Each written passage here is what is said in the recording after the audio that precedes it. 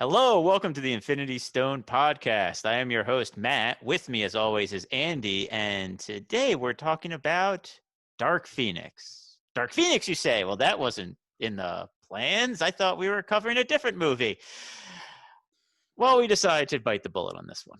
Yeah, what happened is that it's over, the holiday break, and we're like, and this is my reasoning, is like, if we're going to have to watch this, why not over a time when, losing 2 hours out of our life really isn't that big a deal? Right. You make time in your schedule when your schedule actually has things going for this, it's going to feel a lot worse. Whereas this one, wow, let's just watch something else afterwards or the next day or something. That is literally the reason why we chose this. So here we are. We're you've probably been waiting for us to talk about this, limp to the finish of the Fox X-Men franchise. So let's get into it. Start off general thoughts. Andy, what do you think of this one? So this is the second time that I've watched it. I did see it in theaters after it was delayed twice to get there. Yeah, only twice. New Mutants was practically jealous of that. Yeah.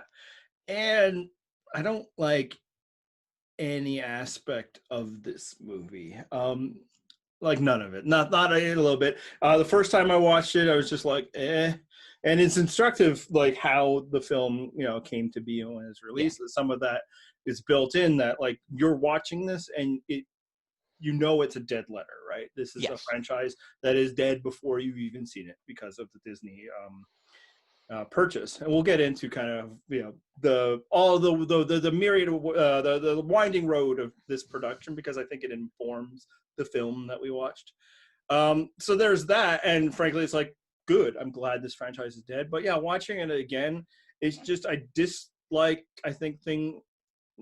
all of it, and I feel like it's very much a movie that you could just talk about with a friend throughout, give it the mystery science theater type treatment, because every scene has some bullshit on it.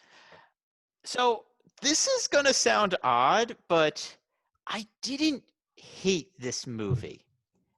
Before I'll let you continue real quick, I don't hate it either. Nothing about it raises, I just don't like anything about it, but so that's what I was going to say, actually. So we're actually in way more agreement than I thought we were going to be. There is nothing about this movie that makes me go, oh, that was a good decision. Or oh, I like this scene. This is good acting.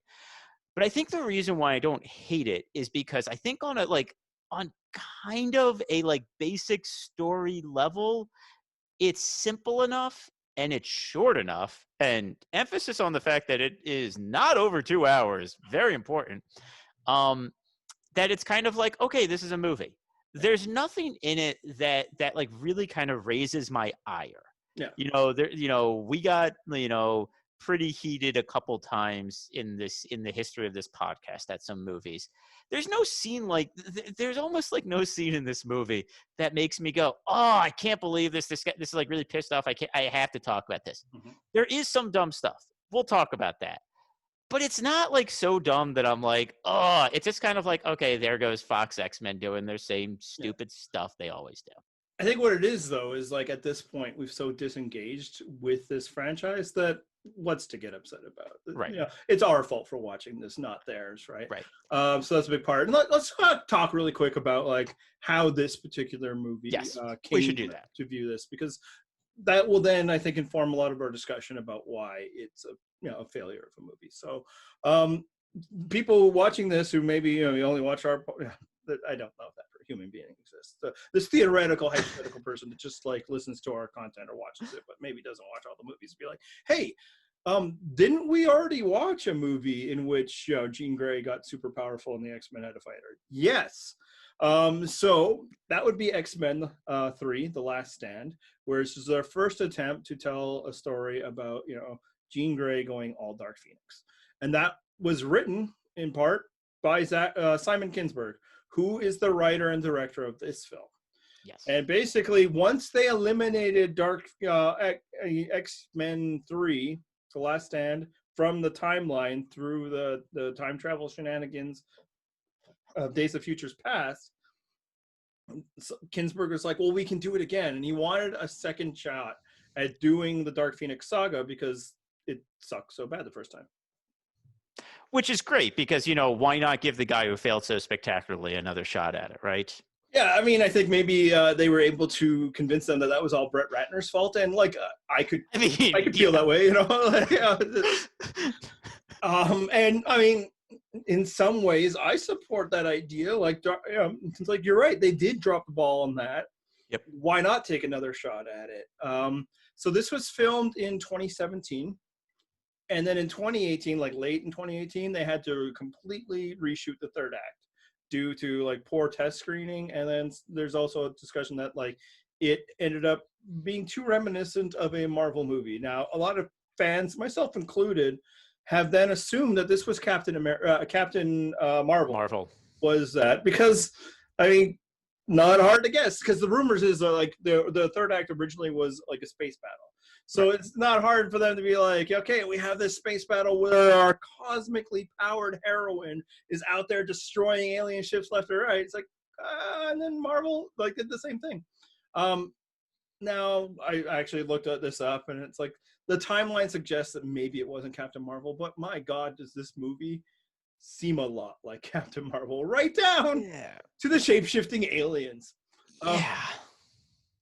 And I guess there's even rumors that it was originally going to be Skrulls in X-Men, which I guess Fox should have actually had the rights to some kind, or could have possibly done Skrulls, but due to their Fantastic Four rights.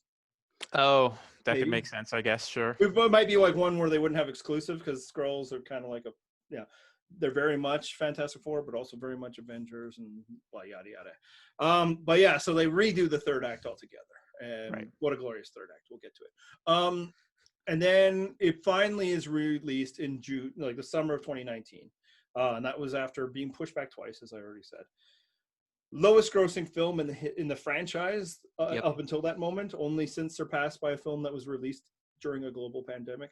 And according to Deadline Hollywood, it was the biggest box office bomb of the year in terms of like budget versus what it took in. It had a $33 million opening, which is oh my God. Yeah. That is very low. And then did 252 worldwide, which again, once you factor in, like it had a 250 budget, and then that's and then marketing is usually so that lost money. So this is the lowest received one. Now it should be noted as it is within all of that, not only was like I believe the Fox Disney merger was finalized by the time this was put out. Yes. But so like that killed a lot of the fandom. Anybody watching this film knew that it was the end, but they did not know that when they were making it. Right. Not that this franchise actually ever plans for future things or picks up on things they leave in the past. I guess it was originally planned to be a 2-film story. That's how Kinberg originally wanted it, and then Fox is like, nah. They like, and again, this is before they knew, but maybe they kind of knew. They were out of the business. They could have been in advanced talks, as it were, or at least maybe of the idea that they were going to sell. Because that's one thing that like a lot of people don't talk about when they like decry the monopolization of Fox. It's like Fox was looking to sell. This wasn't a hostile takeover. And then so and also not a production thing, but important to note, this is the lowest rated installment of the entire X-Men franchise on like Rotten Tomatoes. It has a 22% audience score. So like all of that, this is not a smoothly run production. This is also important to note that this is when Fox was making X-Men movies, they were always doing it under the gun. They needed to continually put out X-Men related product in order to hold on to the license and thus keep it away from Disney. So just within that, and then all of these other things. Eventually, the reasons why it was pushed back was largely because of the sale. But it was not a smoothly well run production as it is, and I think it shows on the screen. Yeah, no, I mean, I don't disagree.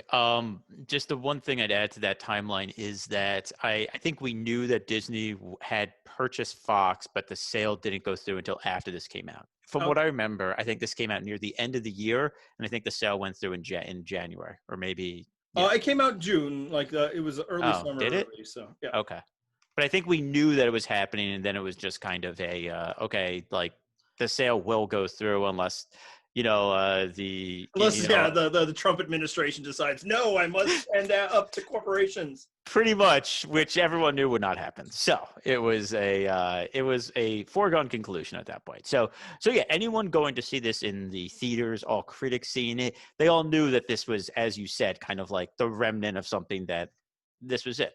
Yeah, this is a ghost of a franchise, and the feeling I had coming out of it is like, thank God. Like, they're not only like, it was possible that people could have come out like, this is like this thing that I've enjoyed one last time, right? But I think the overwhelming sensation, and definitely mine, was, I'm glad they're not making these movies anymore.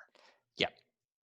And this movie deserves to not be remembered. Like, we can maybe put together 2 Dark Phoenix movies in our heads, and they both are bad. And interestingly, as much as this was like, I'm going to do it better, this is my chance to do it, watch, they fucking followed a lot of the beats from Last Stand. So this is my biggest problem with this movie.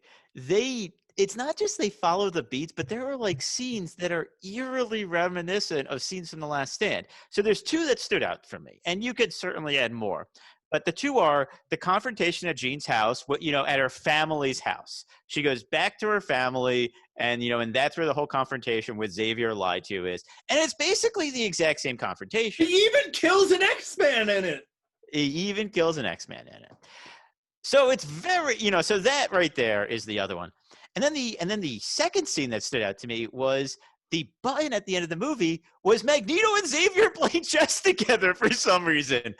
Why were you enamored by that scene? Like, it's just what we all love. Nothing more we love than these guys going together. Yeah, no, and frankly, I guess the other one would be, a power hungry, cast out Jean turning to Magneto in the first place. Right. And this time it's an island, which is the lamest representation of Genosha. It just looks like basically a land. It wasn't even an island. It just looked like some like weird forest somewhere. Yeah, like. And then in Last Stand, it was in a forest, right? So it's true, like, I guess. Frankly, those must have been the parts that Ginsberg railroad in the first script, because it's like, oh no, I'm going to do those right. Not I'm going to do this classic story, the X-Men, right? But like, they screwed up my scenes. And what's funny is that like the confrontation at her parents' house, complete with the death of Mystique, was in the trailer. So it's like, yes, this is your for one, they spoiled that moment, but for 2, this is your chance to announce to the world, no, this isn't the movie that you already rejected. We're doing it right this time. And it's like, didn't I already see this shit? Yeah, no, you're right. I remember that being in the trailer, and I was like, so did Mystique just die there? Like, are they just giving that one away there? Because that was weirdly perfunctory. That was basically Jennifer Lawrence like, I'm not coming back. And they're like, well, just come back and we'll kill you off. And she's like, fine. You're paying me a lot of money. So this is, I didn't mention, because I just learned this today. Apparently, like, the original cast from like First Class, their contracts were actually up. The 4 of them that are still in the franchise, Lawrence, Fassbender, McAvoy, and Holt. Yeah, they ran out at Apocalypse. Okay. But I'm guessing they re-signed them. Maybe there was maybe they backed up a truck for one, and she might have gotten more money for this than any of the other ones because she was in a bigger negotiating position. It sounds like she fought to get Ginsberg as the director of this movie, so maybe it was like a favor. But everything else about that scene, and frankly her other parts of the movie, are, I don't give a shit about being here, and I'm never coming back. So like, some of her line delivery is just very, very lazy. Just like, I am reading the words on a page, I am not acting. Yeah. And like, complete with the bullshit of why, when she's around the house, when she is among her people, that's when she decides to not look like herself. Yeah. The character who was very much made a point in earlier films that this is who I am, take me as I am, I'm mutant and proud, decides that she has to look like Jennifer Lawrence. And the only reason is because Jennifer Lawrence probably said, I'm not getting back in the fucking chair. Like, you get me in the chair for this day, or maybe it took a couple days to do that scene, but that's it. And so when she's out among the people in the public, then she's all blue and stuff, because that's the action scene. And then when she is among her mutant people, she's like, oh, no, Jennifer Lawrence. You know, it was kind of similar, you know, like it was similar, but even weirder with Beast in this movie because they would, you know, blue Holt up whenever he was, you know, fighting as Beast, but he would just be like normal looking otherwise, which Yeah. was not previously established in the other movies. That was a totally uncontrolled thing. But now it's like, oh, well, whenever he just wants to, you know, like beat someone up, he can just turn himself blue. Yeah, it's like he's the Hulk, you know, like again, Right. previously established that like it required, you know, chemical intervention to prevent this. Yes. And yeah, I mean, we're now getting a little into the you know, the various things that suck about it, but like just that kind of just shows that like that's the level of investment the cast had. It's like Yeah. you didn't need to bring him back, you know, like McAvoy you need to bring back. You need Professor X for the story. It probably wouldn't make sense to have a new Professor X, but and like I understand, like you can make the argument of bringing back the other two X-Men, but Magneto did not need to come back. We'll talk about that in a bit. More than that, why do you think this movie was a failure? Beyond the reason why all these are kind of failures, which we can get into as well when we talk about the whole franchise, but specifically. Yeah, okay. Well, I think we should separate out like why this movie failed at like a box office level and you know, rather than like why this movie failed as a movie. So at a box office level, to be clear, why I think it's a failure of a film, not why, you know, people didn't like it. I don't care about that. I don't care about me, my feelings. Right. Like at a box office level, I think it just failed because it's just as we talked about. It's the ghost ship of this franchise. Everyone knows it's a dead remnant. You know, like no one's interested in it. And the previous Fox movies, X-Men movies had not been good. So like there's just no interest in this movie. And, you know, and then they're also leading with characters that while they're big X-Men comics characters, Jean Grey, Cyclops, you know, these are big things. The last movie didn't endear them to us at all, which then leads into why this movie failed as a movie. This movie centers around Jean Grey, like the Dark Phoenix story should. The problem with that in the movie is that the reason why Dark Phoenix worked in the comic books is because we had a lot of affection for Jean Grey. We had known her for a very long time.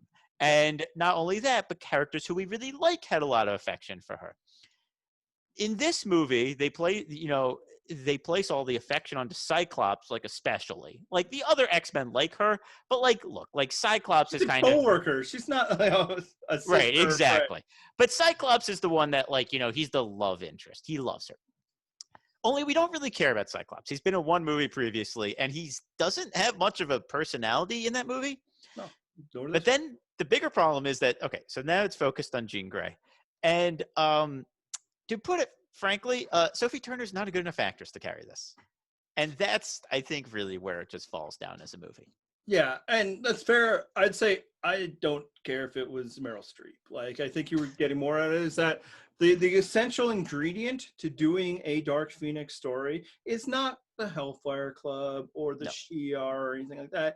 It's caring about Jean Grey.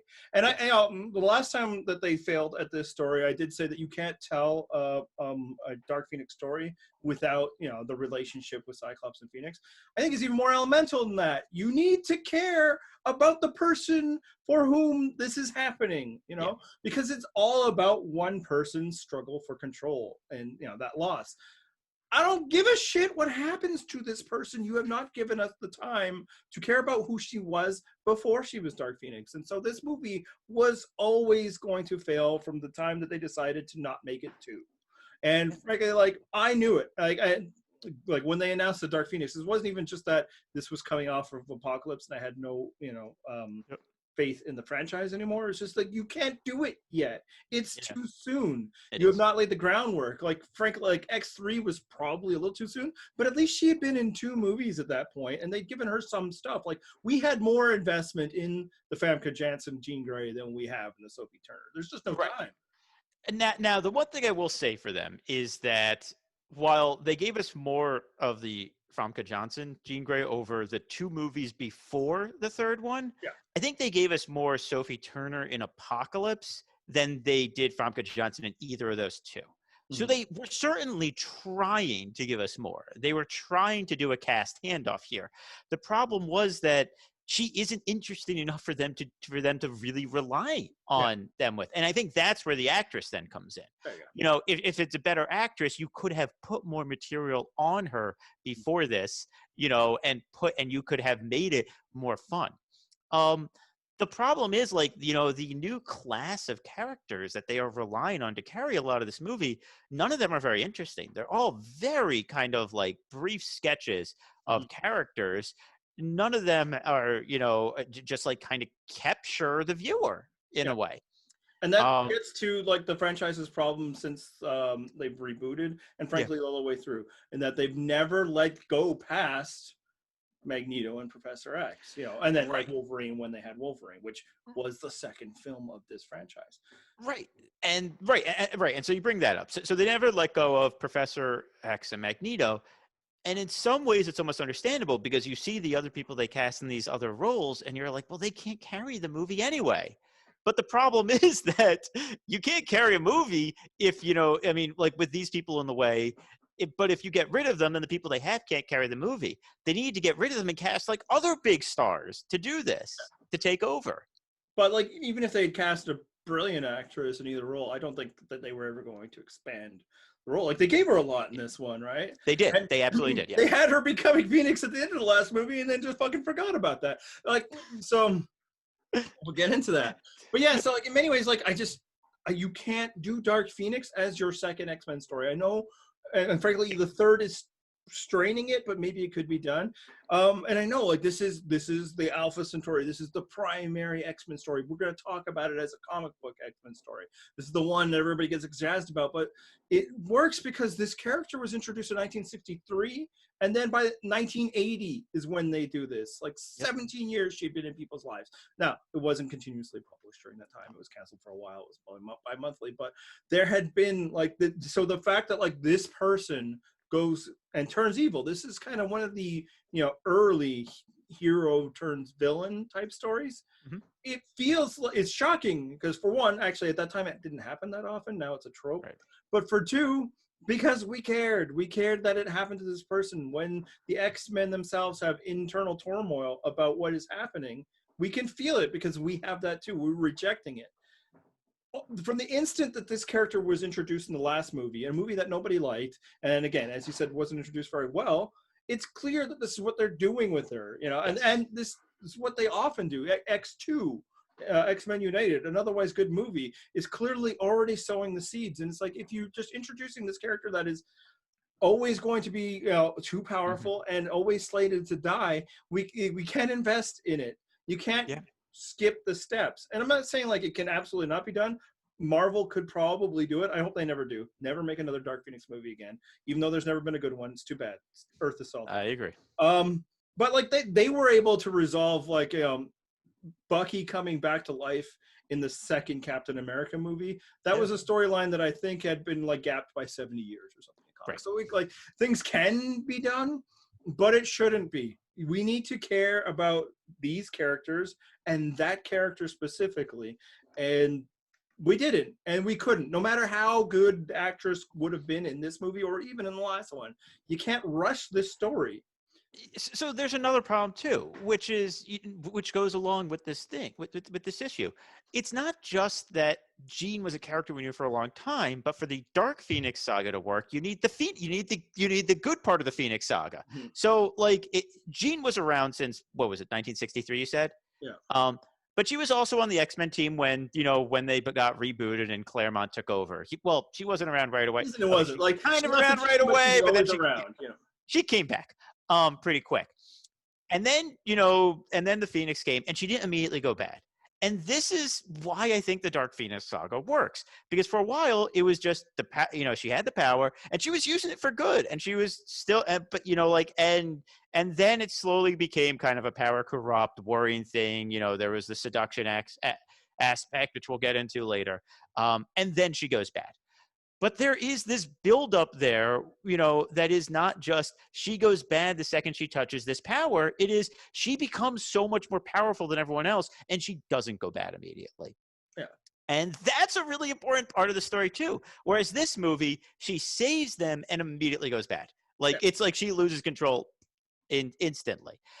And then they try to put in the, losing control of the power, the, whole aspect of kind of seduction, and all that. And again, we'll get into this, but it's too late. You need that, that part has to come at the knife's edge when she's enjoying the power but starting to lose control, not when she has already lost control. Mhm. So, you know, so that's another kind of fundamental like misconception of the story. But again, this is the limitation of doing it in one movie in 2 hours. Yeah. Now, I did not want this movie to be longer.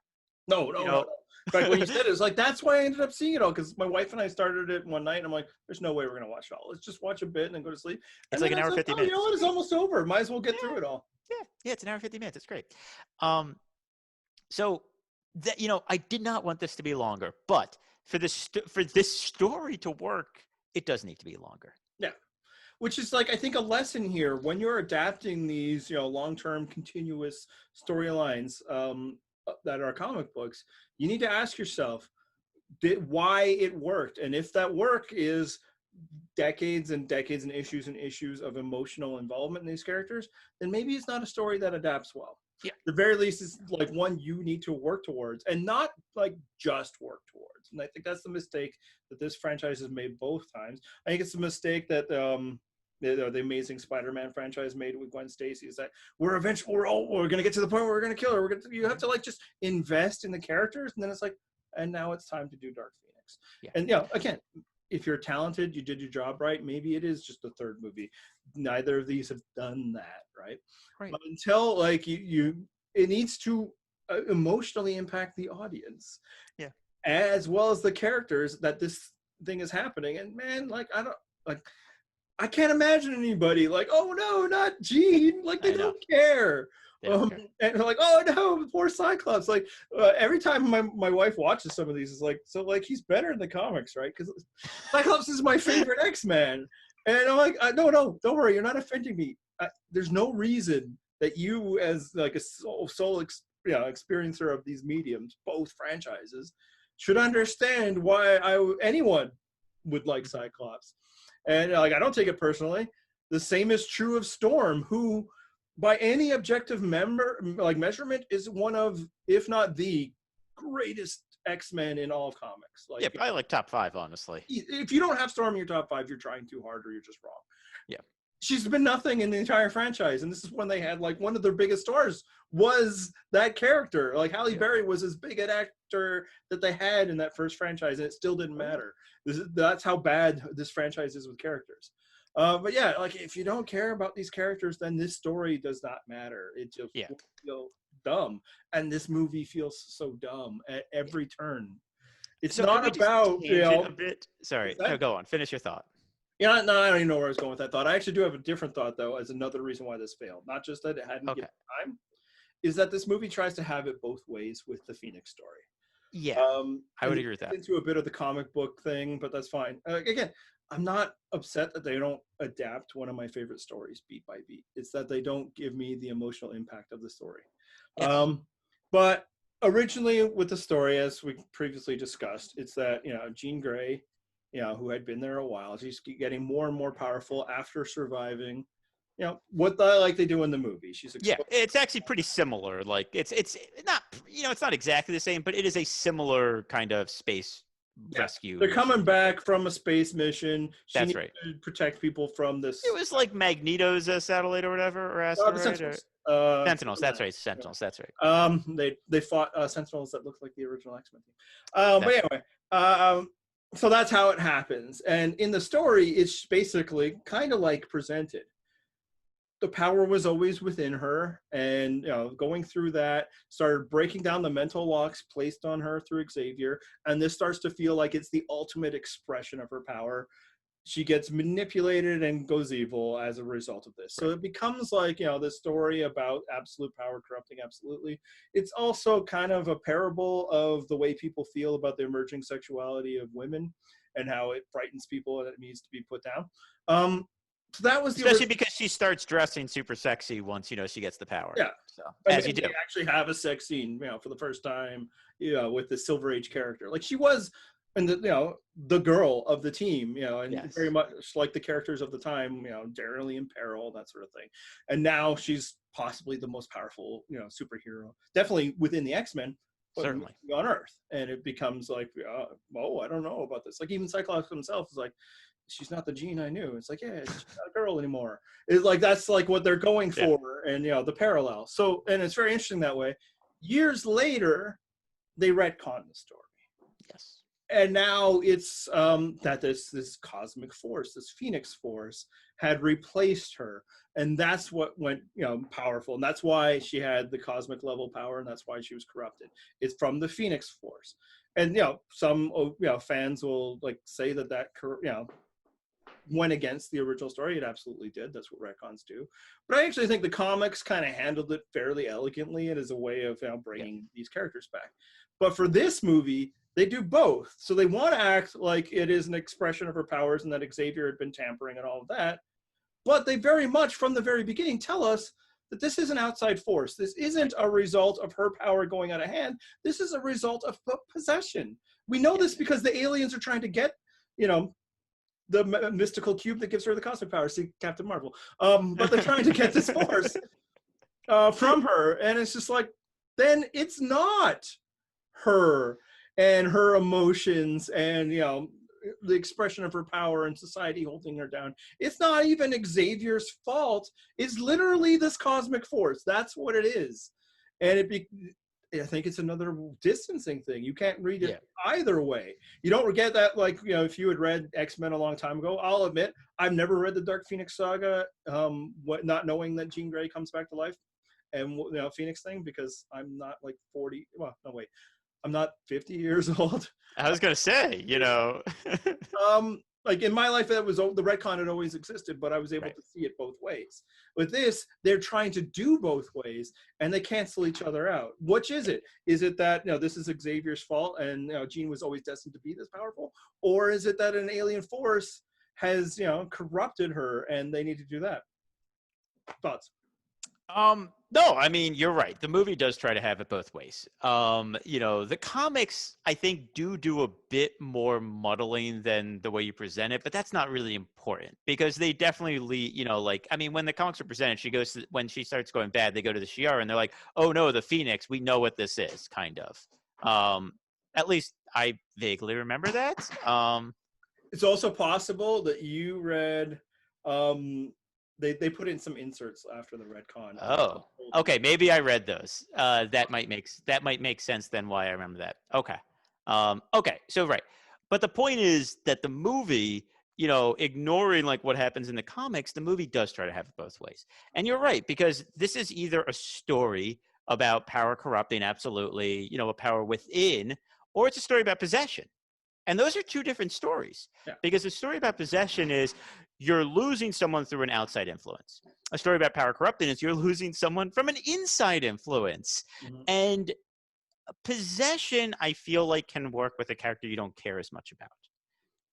It won't work as well if you don't care about them, but it can.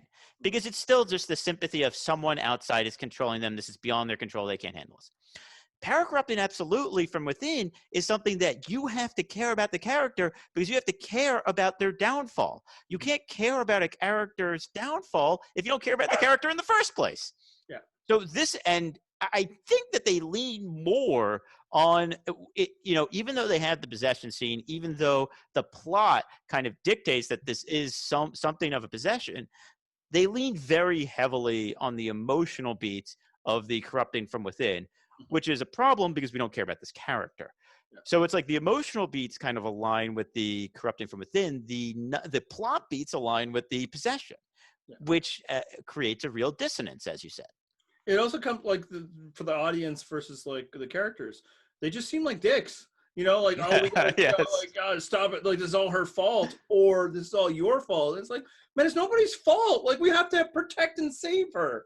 Like something is happening to our teammate, and frankly, and there was some of that obviously in the original story, and this movie doesn't do that either. They don't have the internal struggle of the characters of this is somebody I care about, but they need to be stopped either way. Like if we miss our window, everybody could die, or I can't do this thing that needs to be done because I care about her so much. And they don't have any of that, both because they've never invested in the character and because they're acting as though this is a personal failing when we know that it's not, that it's an outside force doing this to her. And the story then is like, oh, maybe Jean can overcome it. And frankly, at the end, that is what happens. Yeah. She overcomes the outside force, but she never comes to terms with her own role in it because they're not sure what her role is. Yeah. And then, so let's get to the Xavier part, because that's the other thing. They try to really pin this on him, much like in the comics. If you hadn't tampered with her, then maybe this hadn't come to pass. Except that we were told that this has nothing to do with his tampering. It has all to do with the force that, you know, we see go into her, even though last movie she made a Phoenix Raptor, and apparently that's not what it was about at all. I love this franchise. So yeah, like they keep coming after Xavier for his moral failings in this area, and how like this is like chickens coming home to roost. And if you're a comics fan, some of it might feel satisfactory because comics Xavier fucks up all the time. Like he is. Yeah. Oh, he sucks. Yeah, he's awful. And yeah, he's constantly doing like morally questionable things, right down to the very fact that, you know, he forms a team of teenagers to fight, like a paramilitary team of kids. But it doesn't feel earned in this movie, both because, you know, again, the lack of emotional investment or anything, but also it doesn't square with what everything that's happened in this franchise so far. What do you think? Right. No, and this is one of the big problems with this franchise forever that we have harped on time and time again. It has no memory of its own movies. Now, in some ways, you know, like there are times this is good because they're memory holding movies that suck. And you're like, okay, good. I don't want to remember this. You know, there's no reason this should continue. But it's mostly bad because it has no sense of continuity of history. Like you build up characters you like over multiple movies, you know, but they have to keep starting over again. So they have to keep relying on Xavier and Magneto. And then this time they decide that they're going to do something different with Xavier. And suddenly he's a jerk. And they don't give us any of the lead up to why he's a jerk now. He's just like, well, Xavier's now a jerk. And it's like, okay, I guess that's where we're at. But like you said, the combination of him doesn't even make sense because this was an outside force. This wasn't always going to happen. Mm-hmm. Like it's just, yeah, this is another thing where they try to have it both ways and it doesn't really work. Yeah, and it's just like you have to assume that everything that they're castigating him for has happened in the time since the last movie. Right. Which, again, is a problem with this franchise. The cute thing they did when it was all fun that they did this this jazzy 60s movie, and now they keep going every 10 years. I mean, obviously it has the issues of, like, how old are they supposed to be? Is this really that decade? But for whatever. If you're a fan of comic books, you've learned that, like, characters just don't age. You go with it, right? It's more that every time is that we know significant time has passed, how much indeterminate, whatever, but significant time has passed since the last thing, which means that there's no momentum from one film to another. But yeah, it's like Mystique is there saying things like, you know, you're always sending us out, do these things. When's the last time you ever sacrificed? And it's like, motherfucker, I'm sitting in a wheelchair. When you met me, I was not in a wheelchair. What happened was I put myself out there to stop the Western powers from annihilating the world through nuclear and got a bullet in my fucking back. You know this because right after it happened, you betrayed me and went over to the dark side. Yep. Then I found a cure for this. All it did was cost me, you know, the mutant powers, which I had already decided that it would be unfair to put people out there in harm's way to use anyway. And then I had to sacrifice that thing because a mutant assassin was going to destroy the world through her actions. And it was you! So don't talk to me about sacrifice. I don't even have fucking hair anymore because I was fighting like a mortal god mutant the last time people saw me. Like, it's just like the criticism of Xavier that he sits back and puts these X-Men in harm is a criticism of comic book Xavier. Yes. Not of movie Xavier, who is always up in the fucking bullshit. Like, my common complaint about these past movies is, why is Xavier always in them? Why are we always getting him foregrounded in the stories? Why does he always have to be on the missions? I would love to be in this supposed universe that Mystique has created, where Xavier is backbench, where he's secondary, where he is hanging back in the mansion. Almost every great X-Men story is either he's not in it at all, or he is secondary. These movies have never fucking done that. So to sit there and say, when have you ever done anything? Always, every movie always is when he's done these things, Raven. Yeah. Feel better now? That like it frustrates me both because it's like you cannot talk to me about sacrifice, you specifically, but also it's like, yeah, you're teasing me with a universe that did not exist, and like, Right. and then One that frankly, we'd prefer. So yeah, and like even the idea that like these formed the X-Men and it's just a symbol of his ego and he doesn't care what happens to them. He didn't, though. He's never formed a mutant team to go out into missions. In the first movie that this new franchise has put together, those young mutants were assembled by the government. He was content to just use his knowledge of mutation to get laid in Oxford. That's what he was doing until somebody brought him in and introduced him to these mutants. He wasn't his idea to form one. He didn't even come up with the costumes. That was Hank. So then we get to another movie, and yeah, he'd given it all up. He decided, I'm not creating. It's unfair for me to keep, sending these mutants out because of, Banshee killed off Streen somehow, and Havoc being, sent off into the Vietnam War, and the other two mutants, leaving him to be with Magneto. Like he's like, yeah, I didn't want to do it until Wolverine made him feel bad enough that it's like, okay, I'll open a school. But then when we get to Apocalypse, there's still no X-Men. He has not made a team. It's just it is a school. Students. Yeah, it's just students. Yeah, so. It's a school with 2 fucking teachers, but it's a school.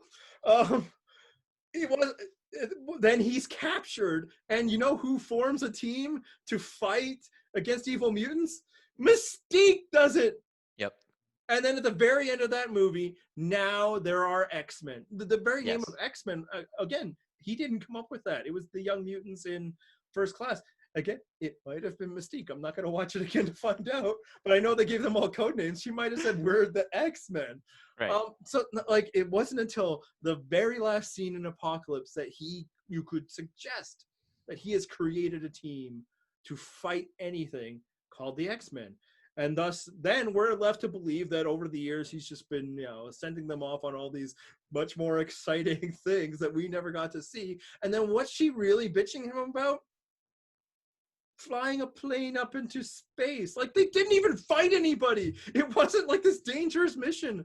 It became dangerous because they teleported Jean out into open space, apparently unaffected by the cold vacuum and void of space. I don't understand that one, but okay. Me neither. But yeah, it was like, okay, I mean, he was a little cavalier of whether the plane could do it or not, but he didn't send you to fight anybody. He didn't, like, frankly, I'm not sure the role that the person who can transform, shapeshift really had in this mission at all, other than she's the leader. He actually seems like he isn't as cavalier about your safety as you're suggesting. Like, a danger room didn't exist in this universe until the last scene. Like, he was not doing the things that this movie had criticized him for. Goddamn, I wish he was. Right. And I'd say the one moment where they try to pin it on him is Mystique's death. He was like, hold off, let's try to talk to her, and then Mystique dies, right? Because they held off. Is like the reasoning they're going for there.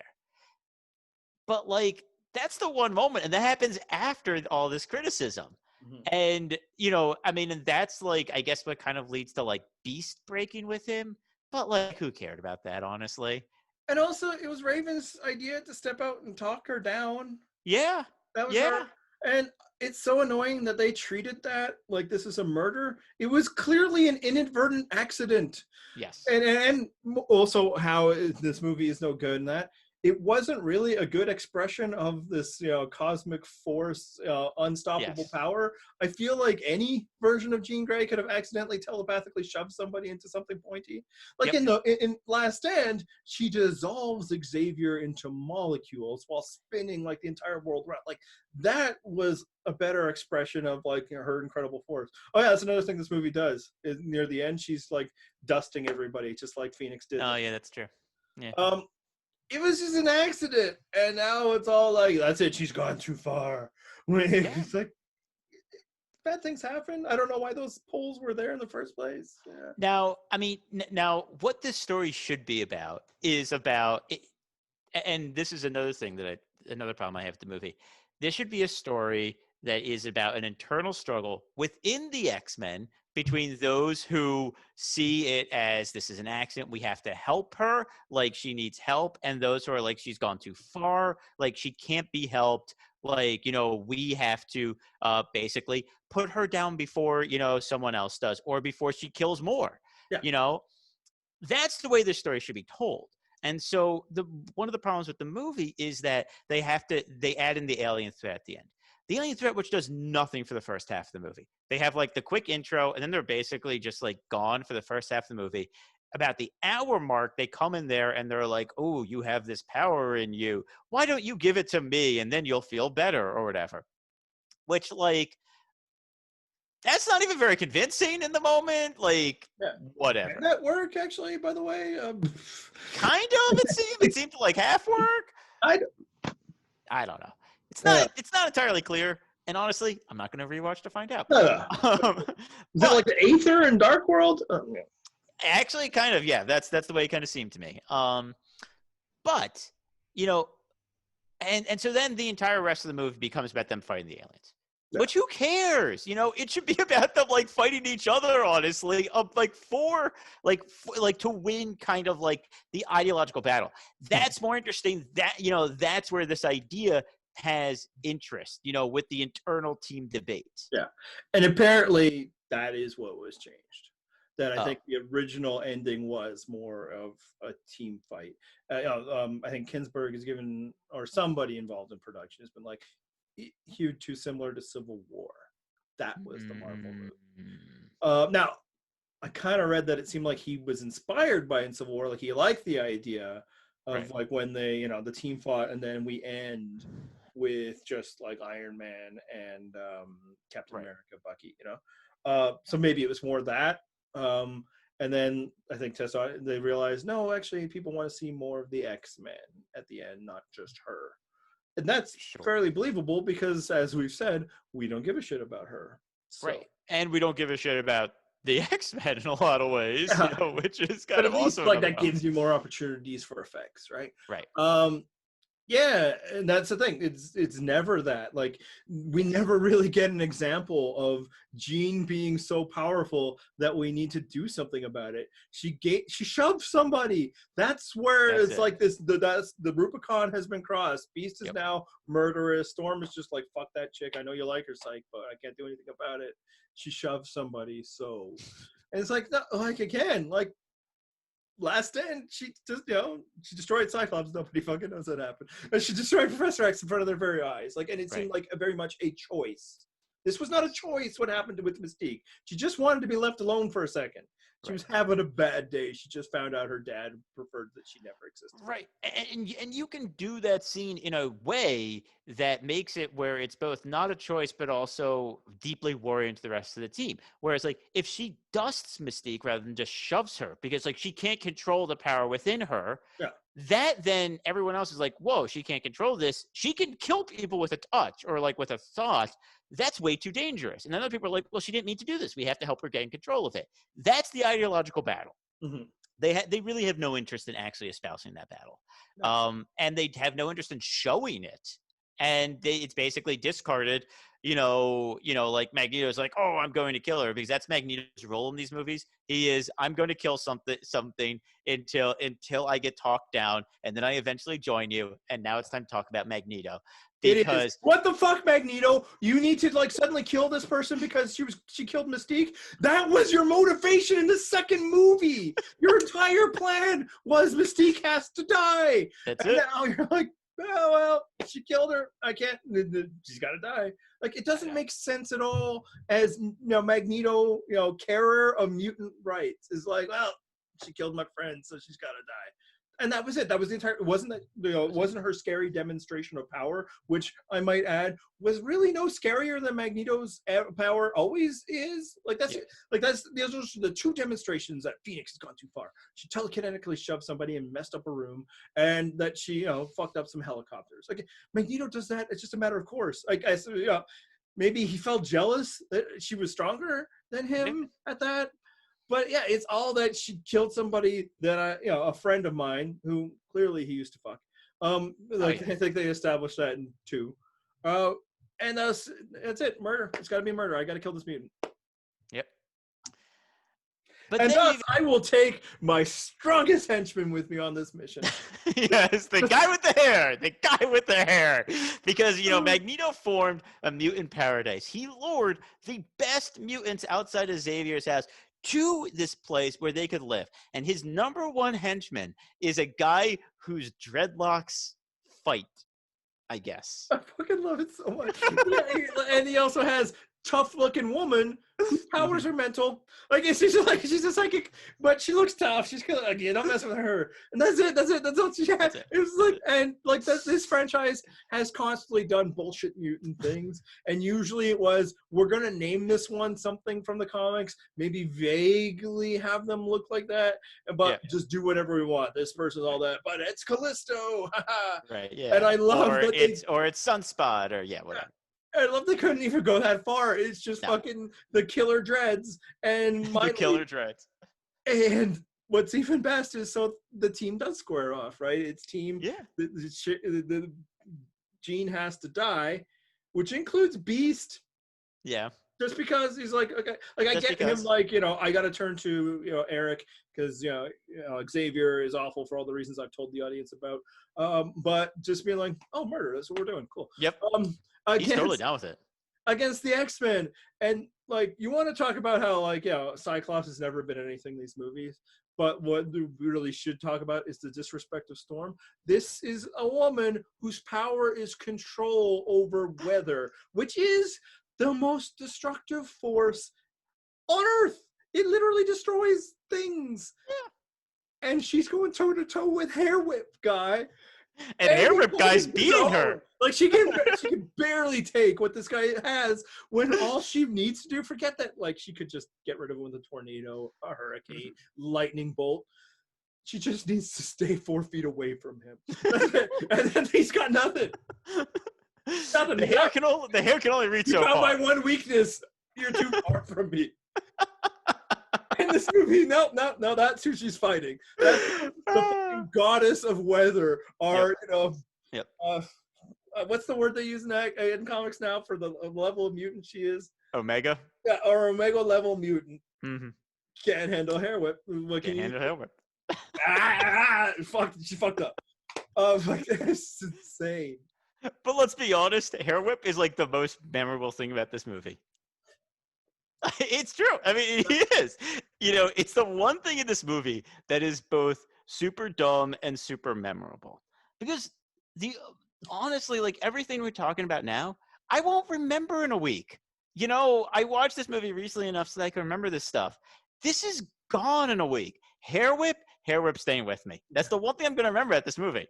They don't even give him a name. Like, I mean, it's so disrespectful. So disrespectful. Like, they couldn't be like, yeah, this guy's Adam X the Extreme or anything like that. They just, this guy, watch out. He looks kind of thuggy, doesn't he? And then watch out, here it comes. Yeah. And it should be noted, like, there is a superhero who has hair, like, tinsel hair, like Medusa of the Inhumans. Yeah. And I imagine there's been good stories using that. This isn't that. It's just like, we're going to have a fight. What does he do? I don't care. It really doesn't matter. Just throw something. What can we do? This is how much money we have left in the budget. Yeah. I can make his hair move around. Awesome. He's taking down Storm. That's just... Yeah. Franchise. It's classic, this franchise. Yeah. So, but the one other thing I wanted to mention about Magneto is just, why is Magneto even in this movie? There is no reason for him to be in part of the story. He doesn't add a lot to it except like, oh, okay, now there's another faction of mutants. And also like, okay, we know you love Magneto. He's always been around.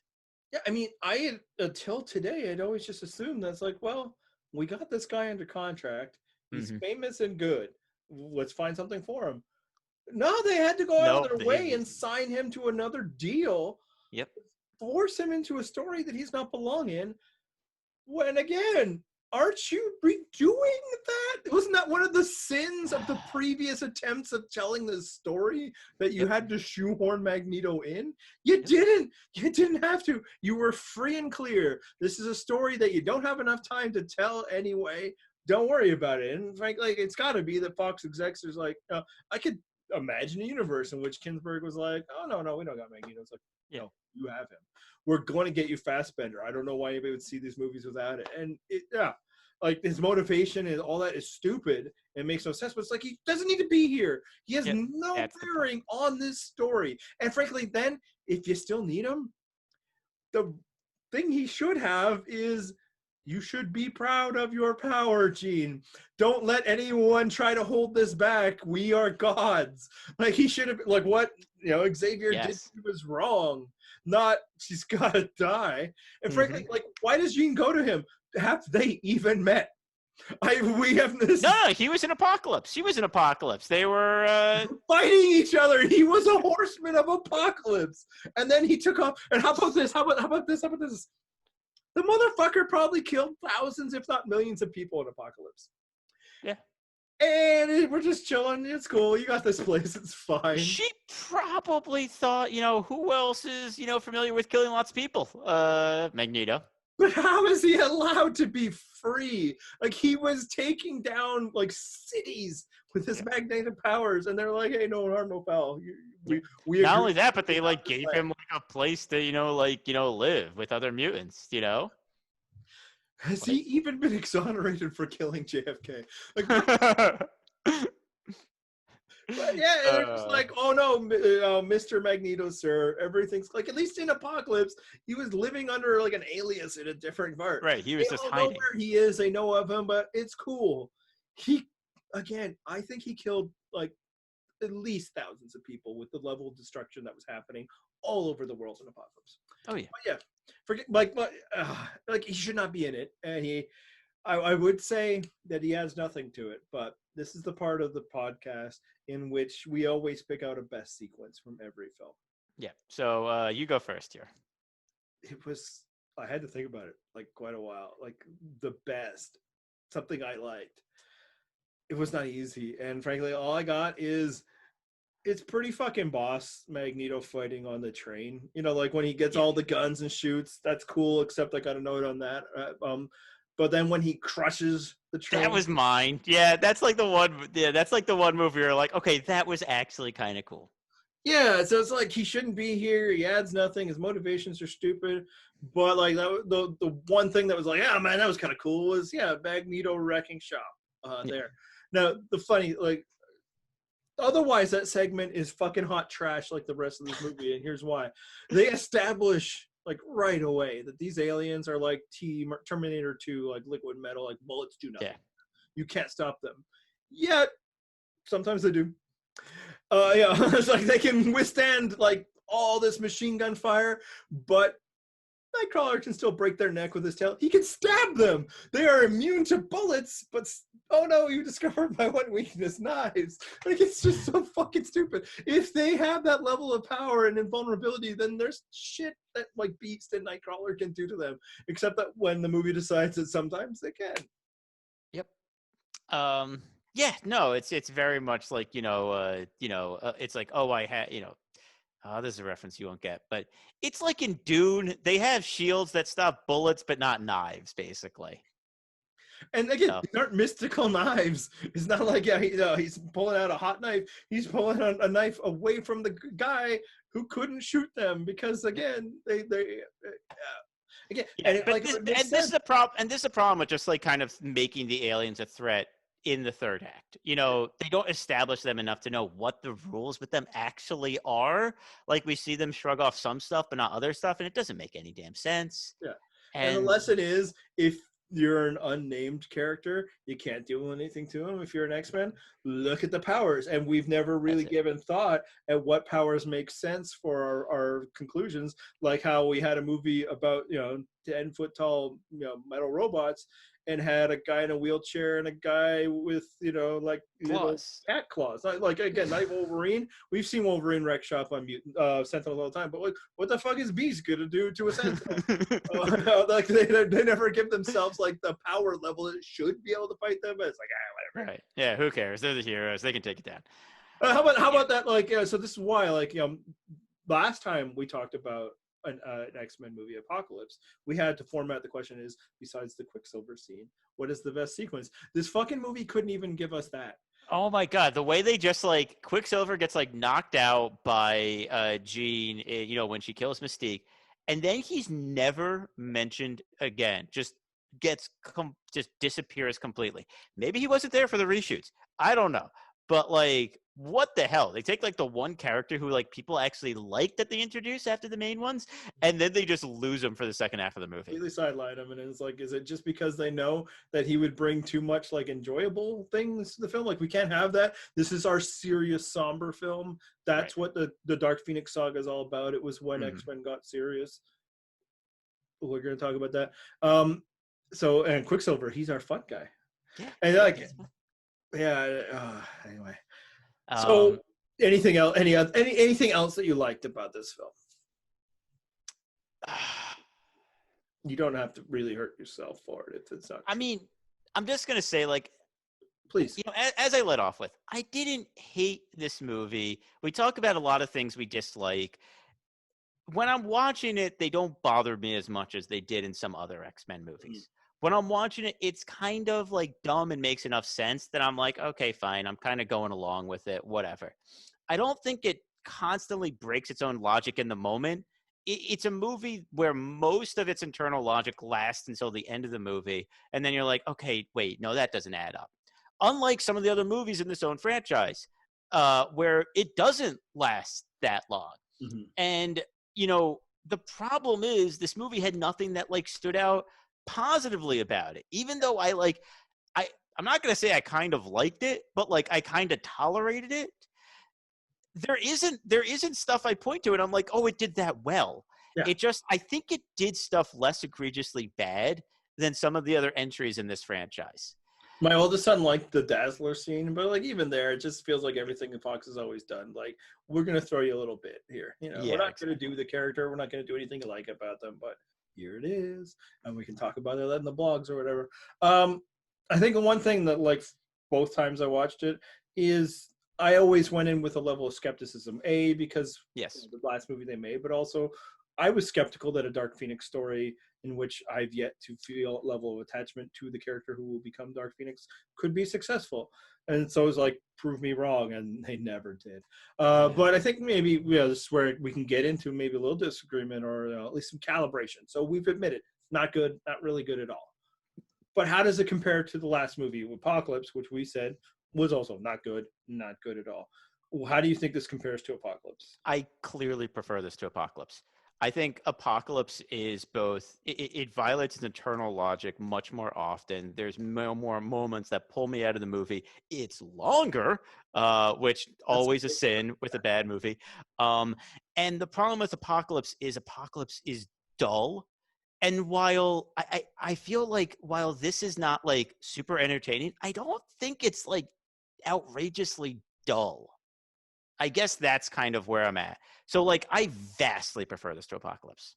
Yeah, I'll push back. Like, I do think this movie intentionally, like as I said, tries to be serious or dreary to the point where I fucking love this. Like, again, this gets to where I think this movie would be great just like taking apart, scene by scene.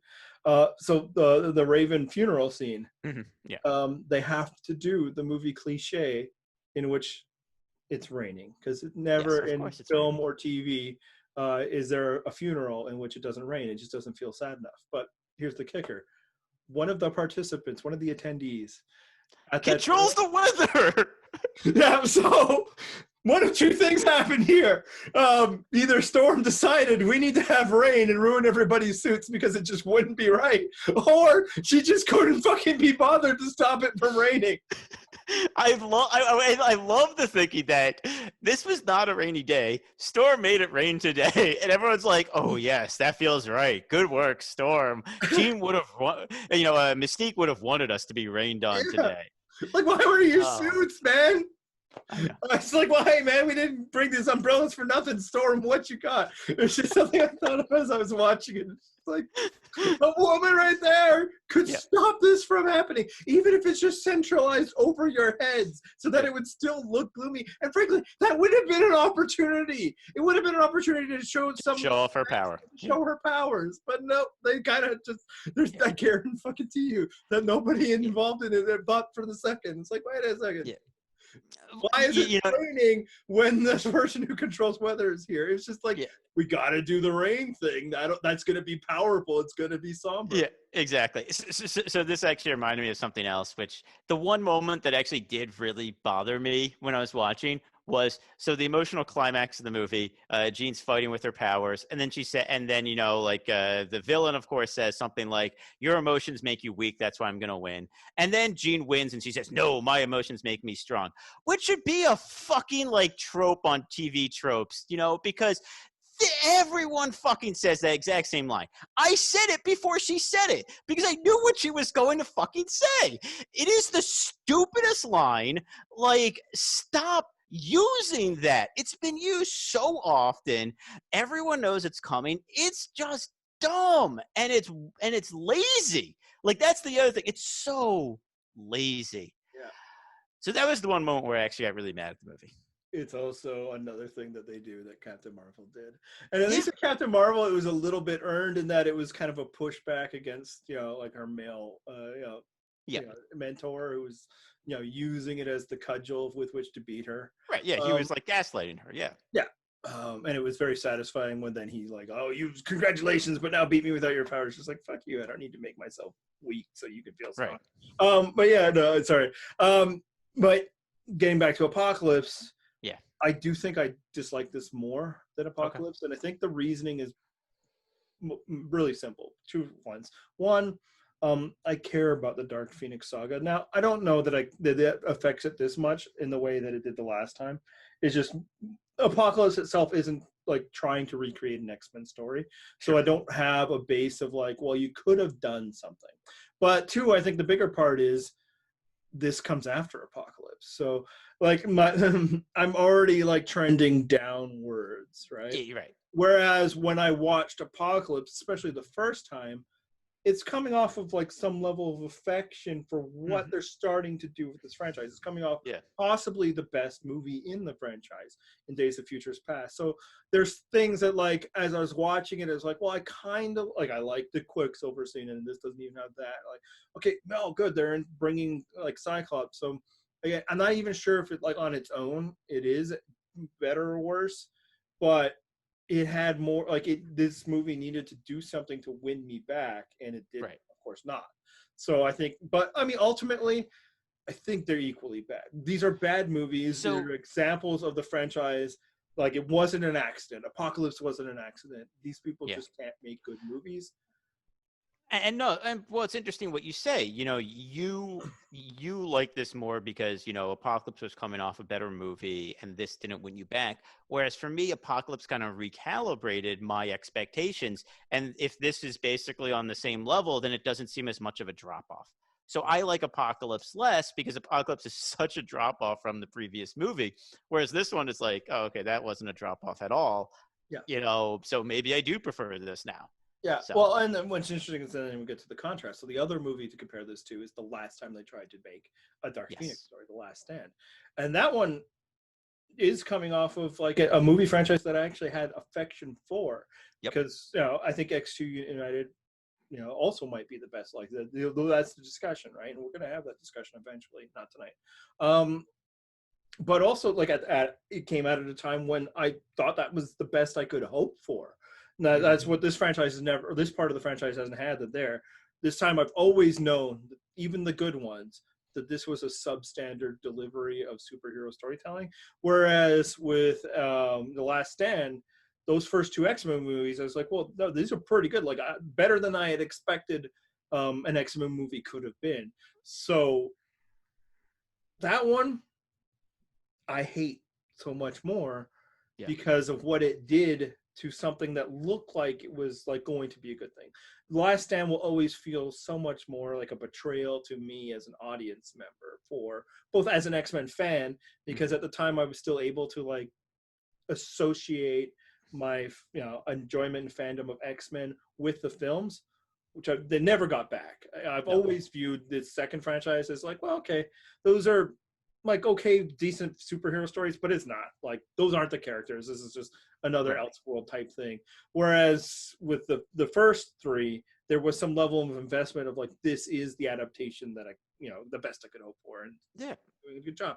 Um, that said, I think Last Stand is a better movie. I hate it more Oof.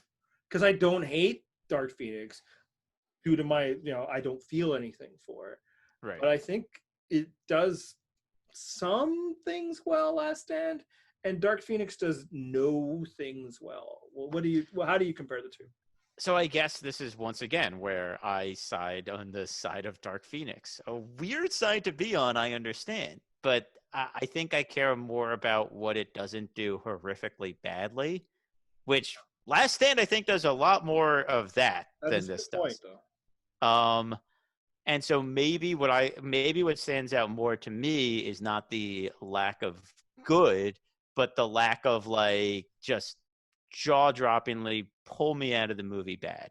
Yeah. Because and like I was saying, like there's not a lot of moments in this movie that make me like stop the movie and be like, I can't believe they did that. That's really dumb. Until the last one, which I just mentioned, which is at like basically like one of the last lines uttered in the movie. So by that point, I'm like, fine, the movie's over. Who cares?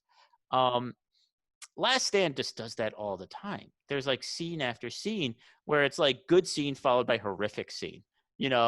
I think when we talked about it, we talked about how like the Cure plot kind of works in The Last Stand. Mhm. Um, Or at uh, least there's elements of it that works, and you could see yes, it and work. there's elements of it that Like, work. they drop the Right. ball and different things, but yeah. But then like they go back and forth between the Cure plot and the Phoenix plot, and it's like, okay, this is good. Whoop, I hate this part. Just absolutely hate it. And then it's like, okay, I'm coming along. So I'm getting pulled out of the movie a lot more often with Last Stand. And I think that's why, it's not just the betrayal, it's not just the fact that The Last Stand's a bad movie, but I think that's why I personally have the visceral hatred of Last Stand when I don't have the same level of like attachment to the characters through the comics that you do. Yeah. No, and again, like Last Stand, I hate it. Like, I know you do. I know you do. um, and it's just tough. It's like, yeah, and that's, I guess, a question because, yeah, I do think like at Last Stand, maybe the suck to is like this. I don't Right. like, and again, this is probably is the bar for good. So like every once in a while, it clears it, and then Yeah. limits. Whereas, yeah, Dark Phoenix is probably just It's here. more of a straight line beneath it. Yeah. Yeah.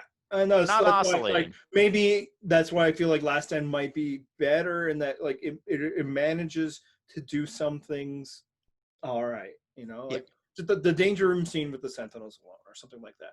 Sure. But yeah, I hate it more. So that's just where I'm at. Like, I hate Last Stand. This, but and ultimately, neither were a good attempt to tell the story of the Dark Phoenix. Not even close. Nope. Um, Now we're gonna do a ranking of these movies probably in the future. So we'll like break down also like where we think this, relates to, I don't know, X-Men Origins Wolverine or Hey man, like it's tough, man. Like Marvel doing like the MCU is like, oh, we know what the bottom three is here. It's like, yeah. man, there's a lot of bottom. Yeah, there is. Also like we gotta decide where X-Men 1 is, which not a good movie. Not a good movie at all. Yeah, it still might be like the top three of the main X-Men series. Anyway, so this is the end of the main X-Men franchise. We have, Yes. there's some stragglers that we haven't covered. Logan, Deadpool 2, and the New Mutants. But this they need to be, Those are not X-Men movies. Those are single character yeah, movies, and they basically. very much try not to be. Although I guess Yeah. New Mutants kind of is and isn't. Who knows? We Yeah. haven't seen it. But I think it's important to reflect on what Fox, because as I say, this is it. This is the end of the Fox franchise. We've been talking about it throughout, what they've done well or what they haven't done well, and we've been talking about it throughout tonight. And frankly, last time we talked about Apocalypse, we kind of touched on it. But what do you feel like? What went wrong with the X-Men franchise? Okay, so let's just kind of hit the big points we've talked about before. We don't need to go into them in depth, but reliance on Xavier and Magneto is one of the biggest ones. It just everything became about them for all 7 movies. Yeah. It's a real problem. They distort the gravity of those movies. Yeah. And another thing, like, it should be noted, like X-Men fans, like comic book fans, they like it naturally attracts like kind of like a misfit type fan. For one, it's nerd property in general, just the fact that Yes. it is a comic book, the fact that it is a superhero comic book. But even within that rule, their whole ethos of being, like the othered attracts people that are like that. So thus, within the fandom, you can find somebody whose favorite X-Men is almost anybody. Like it's not just like Wolverine, obviously the biggest, but Storm, whatever. But like it'd be like I ride or die with like Glob Herman or something, or like. And I'll say that. So if you look on the internet, you could probably find somebody who's a fan of Yeah. almost every X-Men, except I swear to God, I don't know if you will ever meet an X-Men fan whose favorite X-Men is Professor X. There's nobody who is invested in him on that level. And why this franchise has decided that they keep having to foreground him. And by the way, we're not done. He'll still be a main character in Logan. So it's like, why they keep doing that when like, who are you servicing with that? And what it is that like the idea of Professor X and his philosophical reasons for forming the X-Men is such an easy hook for people who aren't invested in it. And that gets the bigger problem with the X-Men universe is that the people creating it were never ever invested in the story of X-Men. Now, one thing I will say, you talk about why Professor X is a bad person to center around. Magneto's a little different. Because Magneto is some people's favorites. Magneto is a genuinely fascinating character. He's a great character. Some people basically like or dislike runs because they get Magneto right or get Magneto wrong. He is an important villain to the X-Men. But the problem with centering around Magneto is he's a villain. And when you center around a villain, you have to keep coming up with more and more convoluted reasons to bring him back.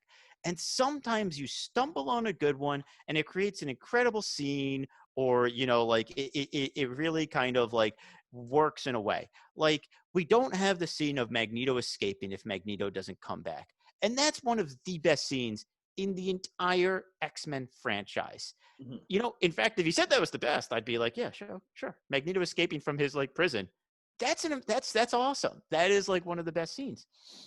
You don't get that if Magneto doesn't come back, But the problem is he distorts everything around him because then you have to come up with reasons for why Magneto's coming back. And at the end of the day, you're just like, why are we letting this guy hang around? like what is the point of him? Just like we've been saying for the past two movies. What is the point of having Magneto even? Yeah.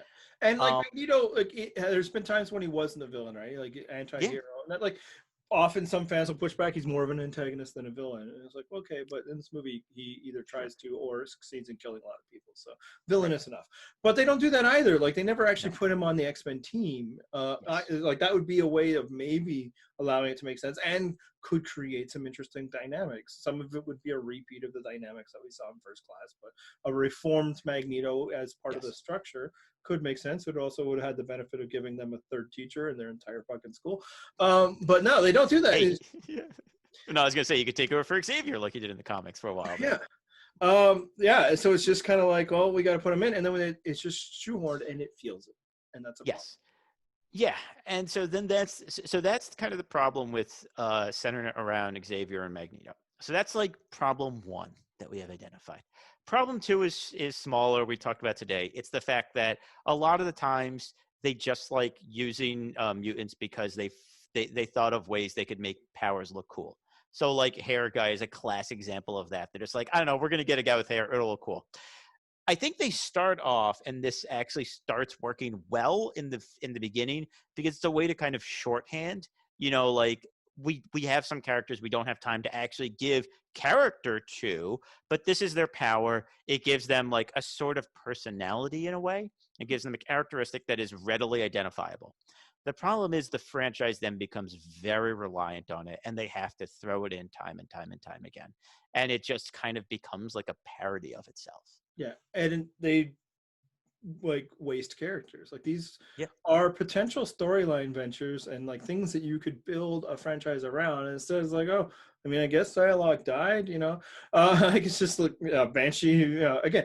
And I'm just like, it was a weird choice to have Banshee as one of the First Class anyway.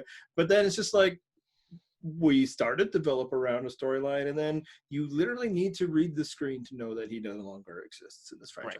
Right. Which then gets to problem three, which is, and this is especially true of the second series, the last four movies. They have no continuity. They have no memory of each other. Which Banshee, one line on the screen. we every single time we've done one of these new movies, it's been like, well, they don't remember they ended the last movie with this. Or it's like, or they're talking about this character doing this, but he wasn't doing this in the previous movies. And that's a real problem when you're making a franchise with sequels, because they're not real. They're like kind of sequels to the idea of previous movies. They're not actually sequels. Yeah, and it's like the point of having like a franchise is that you can rely on the existing attachment that audiences have and thus keep them as audience. You don't need to work as hard. It's frankly the principle of business, in that it's easier to keep a customer than to get a new one. But they don't do that. Again, like if you want to keep servicing people who have invested in your product, you need to understand their investment and give them that. But no, it's like they have a contempt for that investment. Yes. Almost like that. Why are you asking us about this? Why would you care? And it's like, why are you doing sequels if I'm not supposed to remember what happened before? And it's like, this isn't even like Logan taking place in a different universe, kind of, probably, or trying to come to terms with like the offshoots. The main four can't keep up with what they did in the previous one, and again, not even with the cutesy requel aspect of it, or that they reset time with one. It's Right. just from one to the next. You've overwritten things that we saw, and as I complained about in this one, your constant jumping forward makes us have to release any momentum for the first one. This is a franchise with 4 movies, and 2 of them ended with, all right, now we got an X-Men team.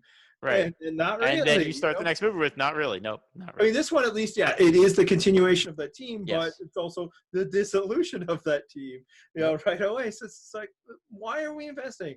And we don't invest in most of the characters because they've over-relied on Xavier, over-relied on Magneto, and Wolverine.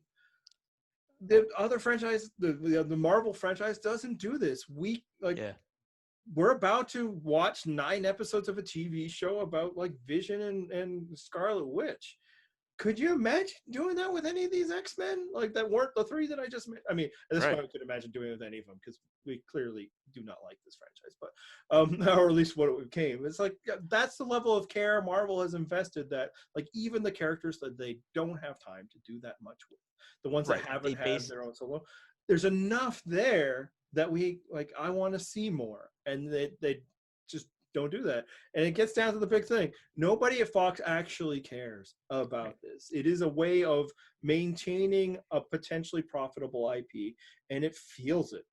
Right. So you hit 2 ideas there. We'll call them 4 and 5. Let me hit 4 first, which is, it's basically the idea that these movies only ever have time to develop like 3.5 characters, which I think we first mentioned in either X-Men 1 or X-Men 2. Like very early on, we pulled this out. We're like, there is a team here, but this movie cares about 3.5 characters. And in the prequels, it maybe gets up to like 4.5 at one point. That's kind of pushing it, though. Maybe it's like 3 and then 2 halves, so it's equal to 4. Yeah, that's probably closer. Yeah, that's probably closer. But the idea is that, like, the problem with that is these are X-Men movies, and one of the pulls of X-Men is that they're a team. People like reading about the way a team of multiple people work together, and when 2 of the people you always focused on are the professor and his antagonist, you don't get much of like the actual like team camaraderie and all the different characters on the team and how they interact. That should be where the character focus is, and they never gave it that character focus. Yeah. There's always been members of the team who get like the barest characterization, and then they're done. Yeah, and one other take about the hyper focus on Professor X. It's like they decided to do like a film franchise on Saved by the Bell and made Professor Belding one of the main characters. Like this movie, this franchise is about Belding and Zach, in which Wolverine is Zach, and that's it. And it's like, man, like, I mean, I'm not a huge fan of that franchise, but it's like the reason why I'm using that example is it's the teacher. Nobody cares about the teacher. They care about the students. If we're doing, and again, if they've decided that they're focused on the student thing, whereas like different eras of X-Men actually don't give a shit about the school. Right. But if you're doing that, many great eras did. It's Yes. the students that we would care about. Who would ever care about the administrator of the school? He is the authority figure. He's somehow he is the boss. It's like, of course, people are going to care more about it. Why can't you let us? Right. And yeah, right. Like it's never, not once felt like a team. The closest is when there was like 4 of them when they were storming, the Statue of Liberty. But even Yeah. there, it's like one of the 4 is Wolverine, who isn't really a member of the team. He got his jacket and sneered at it on the way to do this. But Right. yeah, And so it's like it says team story, which where there's no team. yep. So then your last point is then that the studio just doesn't care. It's being made by people who don't care about the movie, about like the characters and all that. And I agree, but like I don't even think it's a separate problem. I think that's like what's underlying all of these other problems.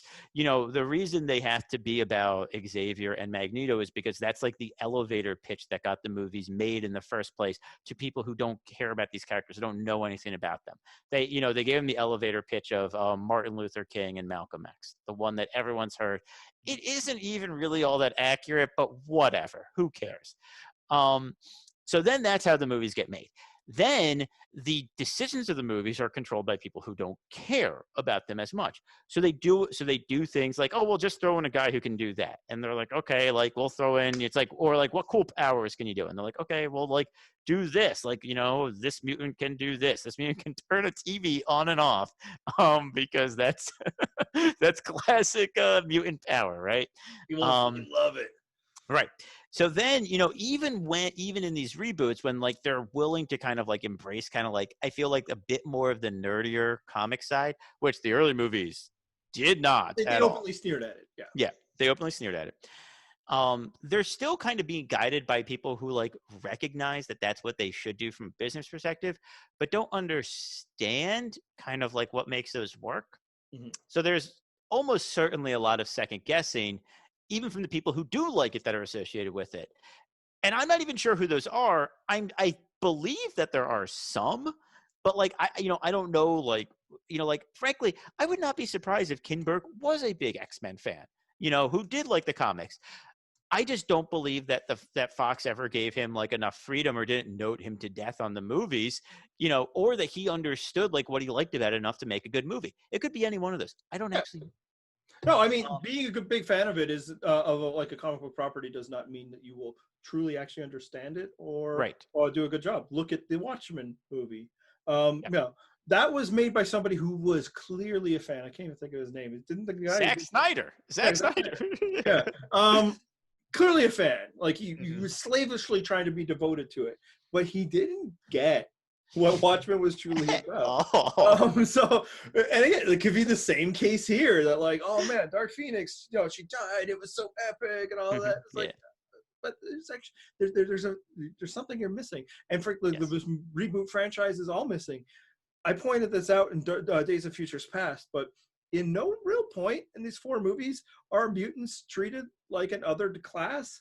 They're not like an oppressed class of society. They did the Sentinel movie without doing the part where like mutants are hated and feared. So like this whole half of the franchise never really. It's basically one guy hates mutants and he creates the Sentinels. Yeah, it was just kind of like this, like the general public are completely unaware of their existence until after the Sentinels are defeated. When Magneto has to fight off a mob, it's not because those people hate mutants, it's because like, that he's a killer amongst them. And yeah, in this film, like they're heroes, and I didn't mind that decision. There's been times in X-Men comics where it's like, we're just going to be heroes now, and I enjoyed those. The start of X Factor, Astonishing X-Men, and then like when they screw up one thing, all of a sudden people are like, mutants. It's like we've never lived in a world where mutants had to shield themselves. Where like when Mystique is giving her speech about why are we saving them, you never got into that. And if you don't get that about X-Men, you get nothing about X-Men. And they don't. And frankly, what going through this franchise is really underlined is how much better Marvel is. And that wasn't, a surprise. I knew that. But Marvel cares about its audience. I'm not saying like in some Pollyanna way that like they believe these are epic stories or whatever. They just know that their business model relies on like, not pissing these people off, that Right. treating the stories that and characters that they care for with a measure of respect. And the difference is that for 20th Century Fox, this is a film on their slate. It was Yeah. one. I don't know if they ever released more than one X-Men movie a year. God, I hope not. Yeah, maybe Deadpool and another one came out the same year. But as we discussed in I Deadpool, feel that was like not Logan may have come out the same year as another one, but a maybe not. Marvel. Marvel Studios, which while owned by Disney, it's still just it's a division of Disney. The people who make Marvel movies are Marvel Studios employees. They Right. obviously have to answer to Disney, and thus Disney has other things. But if Marvel Studios screws the pooch on the superhero genre, Marvel Studios ceases to exist. If 20th Century Fox screws up X-Men, okay, damn, we took a loss, and we're going to continue to make them because I fuck Disney, right? Until they cease to exist.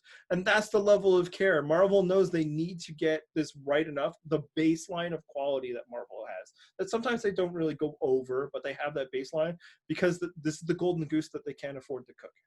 Right. So Deadpool came out the same year as Apocalypse. There you go. That's what. Yeah. But as we discussed, Fox never really wanted to do anything with Deadpool. No. So I think more than anything, that is what's wrong with these franchises, is that the people making it don't believe in it. They know it's like, hey, the morons, it's the money, they'll buy anything. Right. And it's not true. And this movie proved that. Yeah. Because people didn't buy it.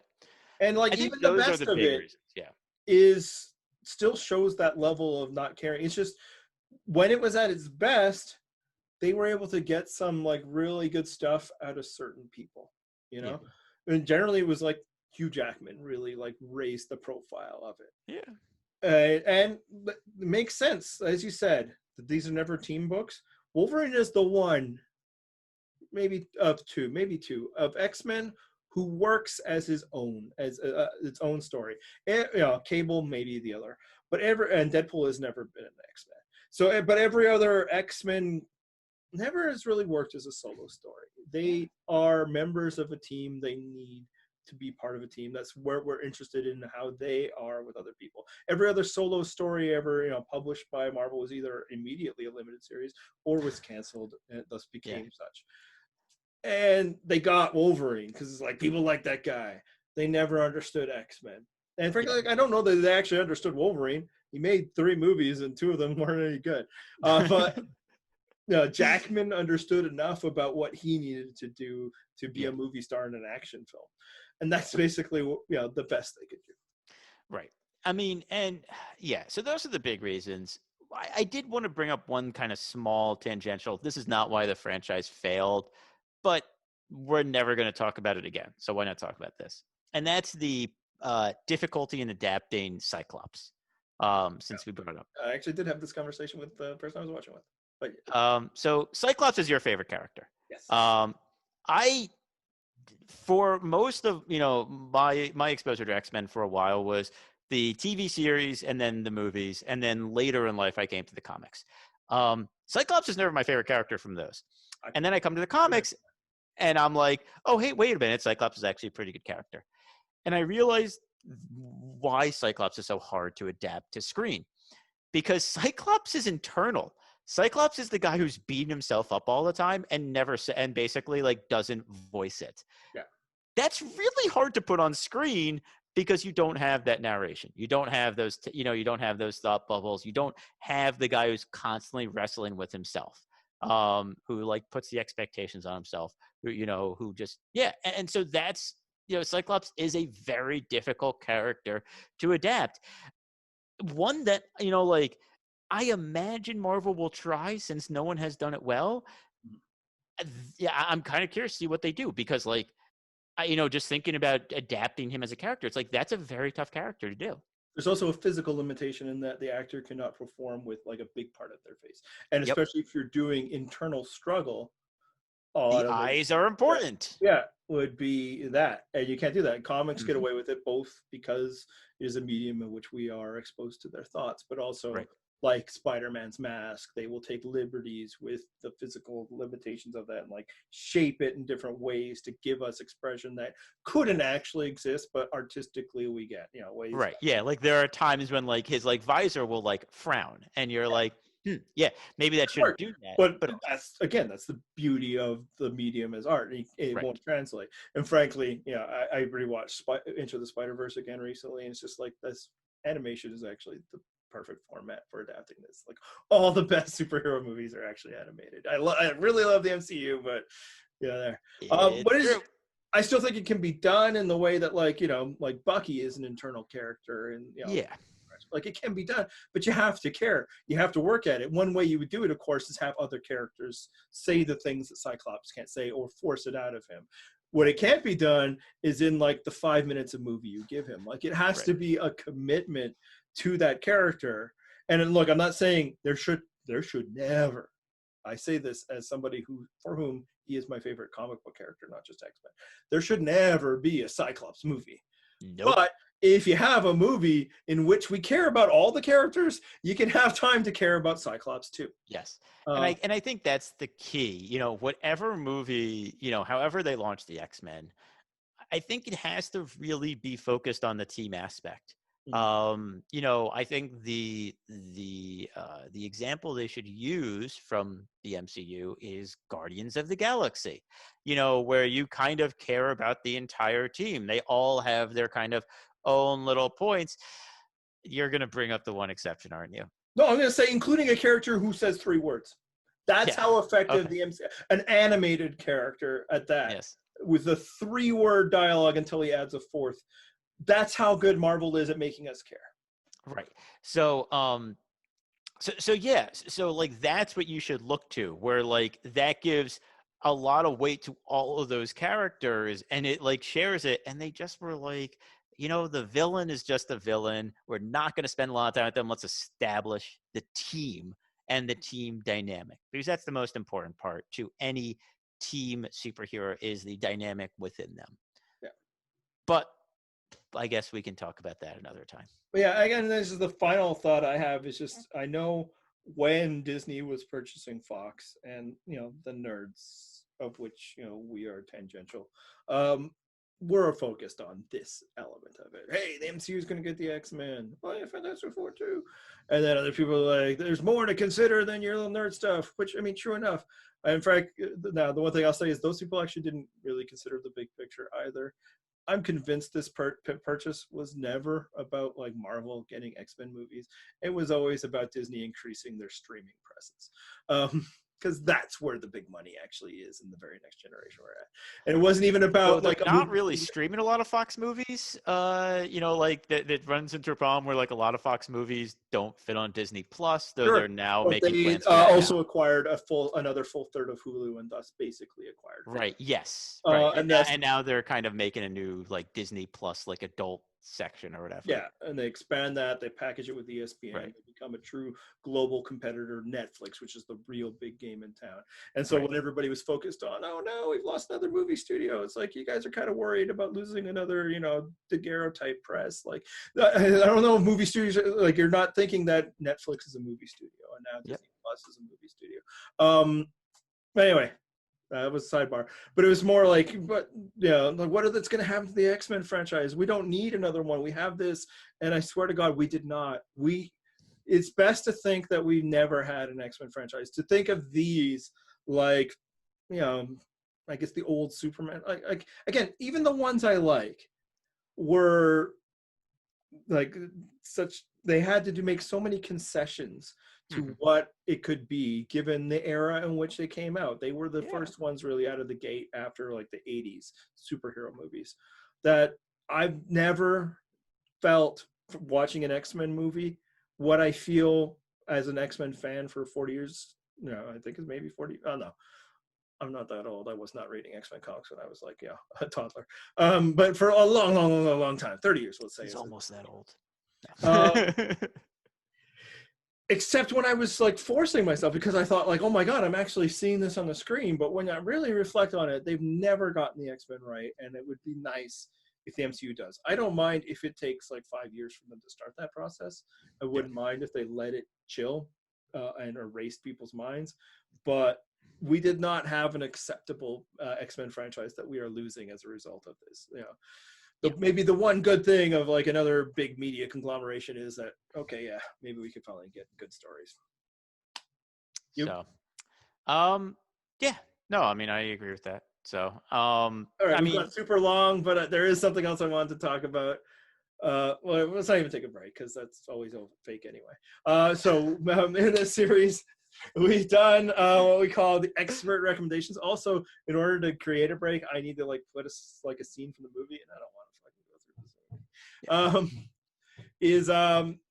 We've talked about a comic book recommendation. If you like this, or if you watched this in this case, what would you recommend? And the obvious time is this is where we're going to talk about the actual Dark Phoenix. Not the shitty attempt that they made in this movie, not the shitty attempt they made, Last Stand, but the actual Dark Phoenix saga.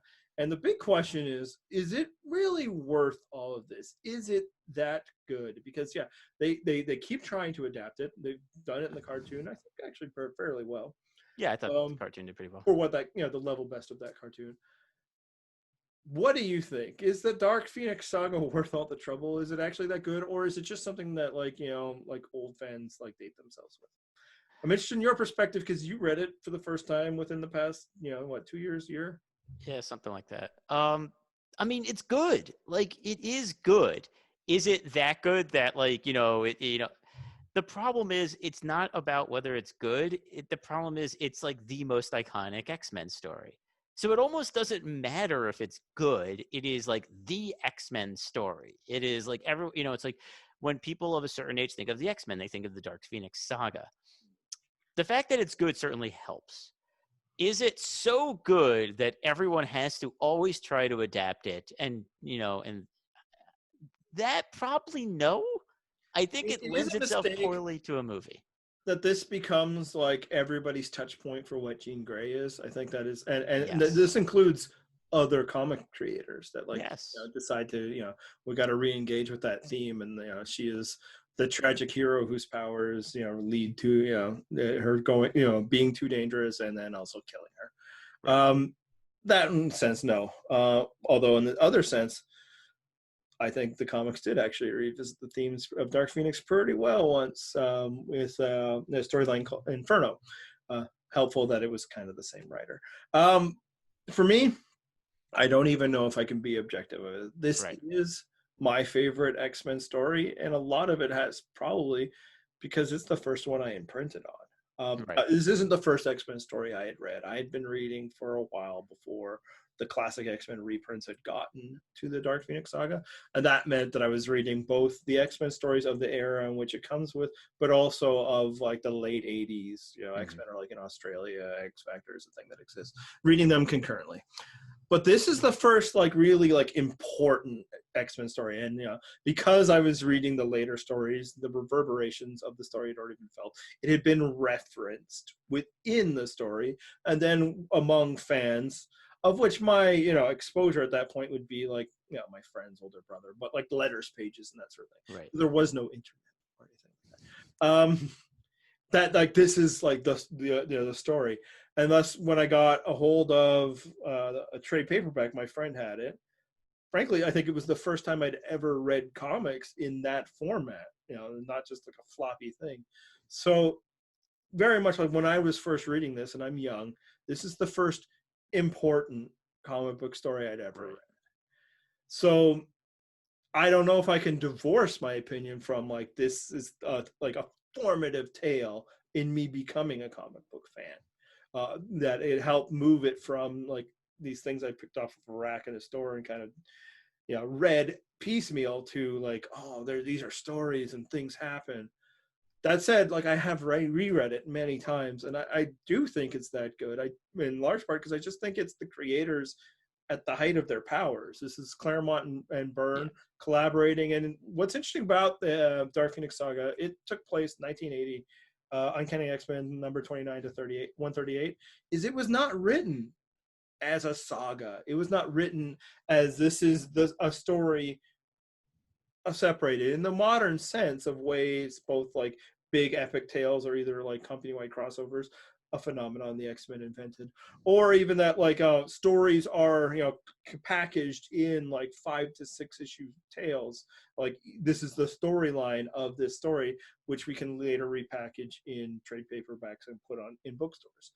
That is very much how modern storytelling works. This was we have a new issue of X-Men to put out every month, and at this point they had gone monthly.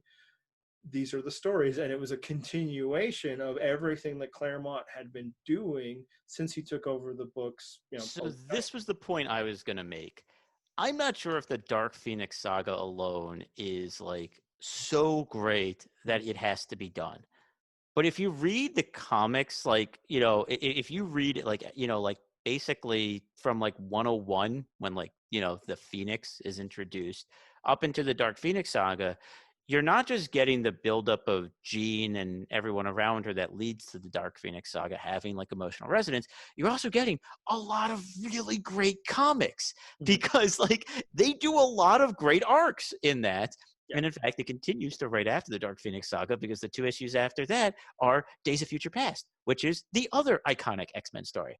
So when you're saying that it's them at the height of their powers, it's exactly right. And it's not just this is the height of their powers. They've been at the height of their powers for a couple of years, and they've just been nailing it, continuously for this time. So it's hard to like almost disentangle in some ways the Dark Phoenix saga from that run of just absurd excellence. Like the Proteus saga is in there too. Right. That's an amazing story, great story. Like, and so it's just hard to almost disentangle from that run of excellence, but you latch onto the Dark Phoenix saga because that's the climax of it. Yeah. And like to the point where some collected editions actually also include like the creation of Phoenix, her rebirth, and then like the MCon crystal type stuff, which is Cockrum and Claremont, but still, because the story needs to be told. This basically gets to why I don't feel that the franchise could have told the story now. It is, we cared, forget that we cared about her from the 60s, because frankly, the X-Men weren't very popular. But just through that, they had built it up of both her as a character and developing this way, but even just the slow burn of her becoming Dark Phoenix, yes. It would be this like C or D plot of like when the X-Men are off in the Savage Land, we see Jean Grey like meeting, the mastermind who will, slowly try to, manipulate her. And then it backfires. So, to the point where like at one of like when we started this series of doing X-Pert recommendations, a lot of times I kept pulling out stories that would be good introductions. You haven't read X-Men, you want to see what it's about. Here's something you could check out. Right. The Dark Phoenix saga is not that, in which so if somebody just grabs the trade that includes 129 to 138 or goes to Marvel Unlimited and clicks on Dark Phoenix saga, and that's it, that's all they've read. It's not hard for me to believe that like they'd be like that it, especially again if you're from a modern perspective. It's like watching an old movie that influenced everything else, and like or like reading like John Carter from Mars and then feeling cliches. Like it created a lot of the cliches. You've seen everything that came past. That's the thing here. It hadn't been done before, frankly. Claremont and Byrne weren't even trying to do what they ended up doing. It was a dictate by the editor of the final story of it. But at the time, it was revolutionary. Now, my point is, it still reads that well, and part of it is because it's not always trying to be this big important story. It's not always trying to lead to this big epic conclusion. It's trying to tell good like superhero stories month in and month out. So what's great about it is like this is when they introduced Kitty Pryde, which is like the first new mutant they've had since Claremont took over. Again, they introduced Dazzler a bit and then shuffle her off. Although he didn't create her, Dazzler was literally created by Marvel collaboration with record executives. They thought they could create a disco superhero, and then they needed somewhere to put her. Anyway, the introduction of the Hellfire Club, and they fight through there. The Wolverine's shining moment. This was his best like solo experience through the existence of the character was in the story. So like just through the beats, it's just like it's fun, it's exciting, it's page turning, and then through that we get the development and the sadness of the dissolution of Cyclops and Jean, and you get like the first real example of like confronting Xavier for his many flaws, including just like him being addicted to the X-Men Yeah. that really don't need him to be that way, because the new team hadn't barely spent any time around him. They're like, we I don't think need a team. Wolverine calls him on that, even before like the gene stuff starts, because Wolverine's Yeah. like, I'm a grown ass man. What are you He's doing? like literally, he's older than him, not established at that moment. But yeah, and Cyclops Right. is like, we don't need that. We're not teenagers, Right. Like, frankly, Cyclops is probably the youngest person, or maybe no, Colossus. But anyway, Yeah, Colossus is a teenager, actually. yeah. And so yeah, it's just great superhero comic book stories from the time, and then then also the spacefaring stuff. Like, it just like it tells everything that's great about the X-Men, and maybe it won't mean anything to you unless you're already an X-Men fan. But since I was and am, if we're ranking the best X-Men stories, and we might, this is going to be my number one. I don't care. I know it's like it's become fashionable and trendy to almost say, it's not that great. And like, again, if you came into the X-Men at a different time, then I can get that. But I didn't. So this still is the the big story for me. But it might be unadaptable unless you are a TV series. It's just that's possible. Yep.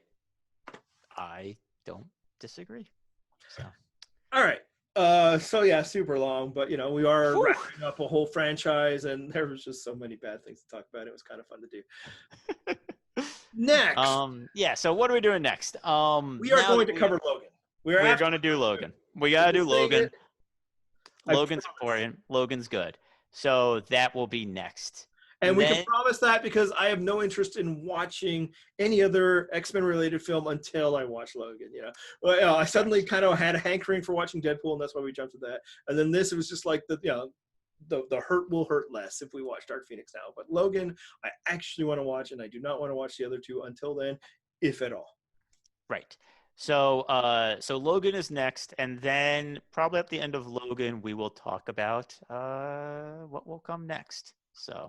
All right, and you can do that. You can see us on our website, Twitter. We're not getting any new audiences. You know where it is or it isn't. Thank you for listening. Any other thoughts, Matt? No, let's end this. This is a behemoth.